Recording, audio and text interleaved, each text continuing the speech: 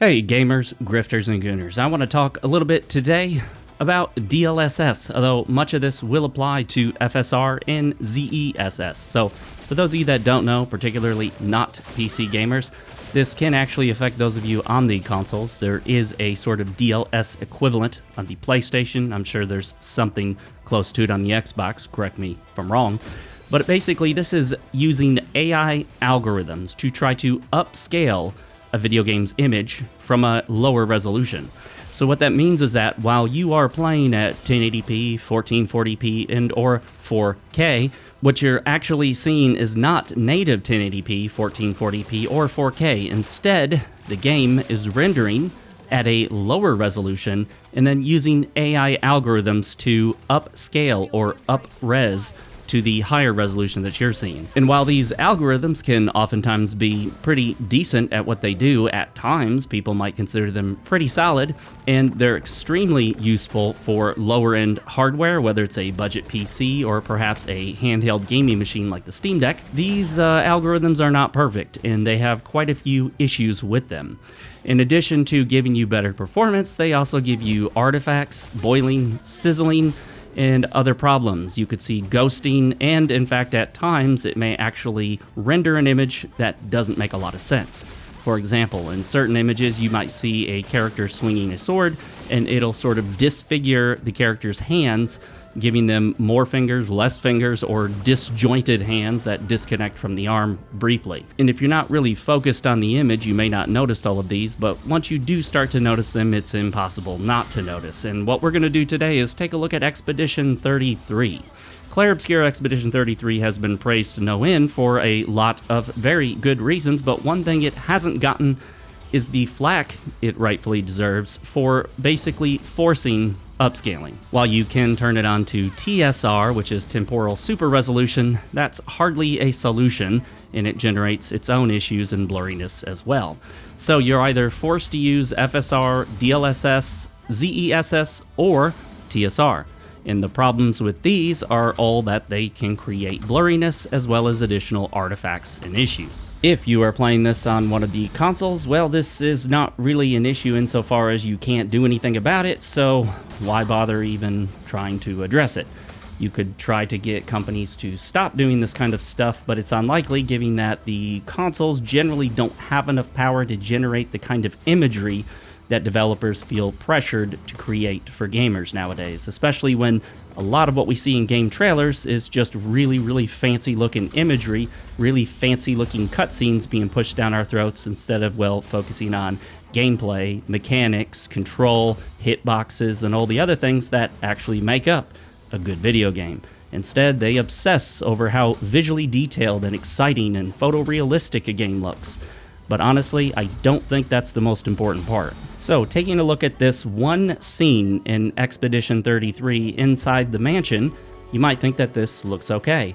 The mansion itself is probably not the best example of how amazing this game can look, but it's a great example of the issues that can arise from using something like DLSS.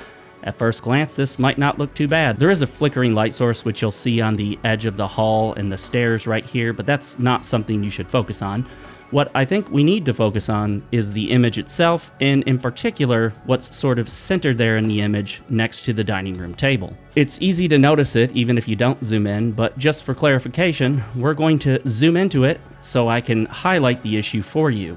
What you see here is effectively known as boiling or sizzling.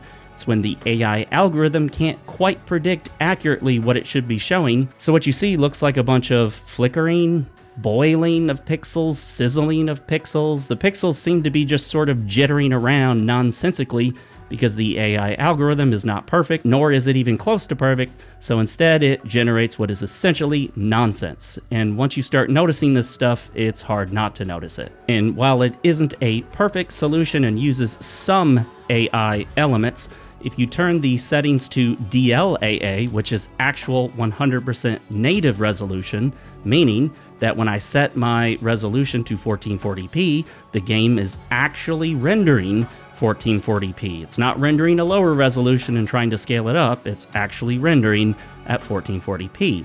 And then DLAA, Deep Learning Anti-Aliasing, attempts to use AI algorithms to apply an anti-aliasing filter to fix any aliased edges. Aliasing is basically the jaggies, anything small, angles that might look kind of jagged or not right, or if there's a fence, something like a power line where you'll see that sort of flicker as it's unable to render at the full quality it should, and therefore anti-aliasing tries to fix those issues. So looking at this with DLAA, you'll notice that pretty much all of that sizzling, that boiling, that sort of pixel flickering is gone. Don't worry about the light flickering on a part of the scene that's supposed to be there, that's intended.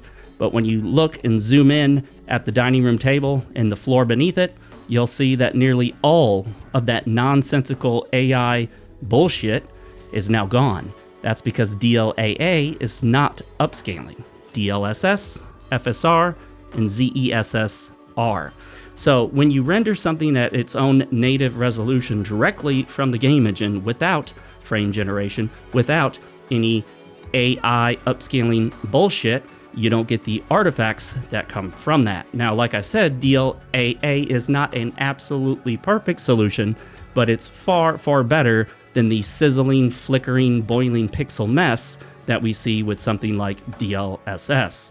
And this is why, despite how amazing these technologies can be for lower-end systems, such as a budget PC or a handheld computer system, DLSS is not something that developers should be relying on for standard usage by those with a mid to higher end PC. And now you can see one of the reasons why so many PC gamers complain about forced upscaling algorithms in video games, because we are forced to see this sort of pixel flickering, boiling, sizzling bullshit in our games that we shouldn't have to, especially if the game is properly optimized. Doesn't have to be super optimized, but as long as it's just reasonably optimized, as long as we have a mid to high-end PC, we should be able to get it running at acceptable settings. In the case of Expedition 33, despite my absolute love for this game, it does not perform all that well when you put it into DLAA. You need to have a very, very powerful PC to get this thing running at 60 frames per second or higher, which causes most people to have to rely on something like DLSS, FSR, or ZESS to get acceptable performance, and then therefore have to deal with all this bullshit artifacting. I hope this helps clarify why some gamers are complaining about this. This is not just a pedantic point. They're not just bitching and moaning for no reason. They're complaining because these algorithms are making their games look worse, and that's not what they want. They want sharper, clearer, straight up engine-based rendering visuals and not AI algorithm nonsense that can look muddy, blurry, artifact-filled, sizzling, boiling, and have all sorts of other issues. All right, gamers, grifters, and gooners, thank you so much for watching. I hope you learned something from this. If you did, make sure to hit like, subscribe, leave a comment down below, because that's apparently what YouTube wants now. They want you to leave comments to prove that you care about the video. I care about the video, so I might just leave a comment down below on my own video. I will see you all next time.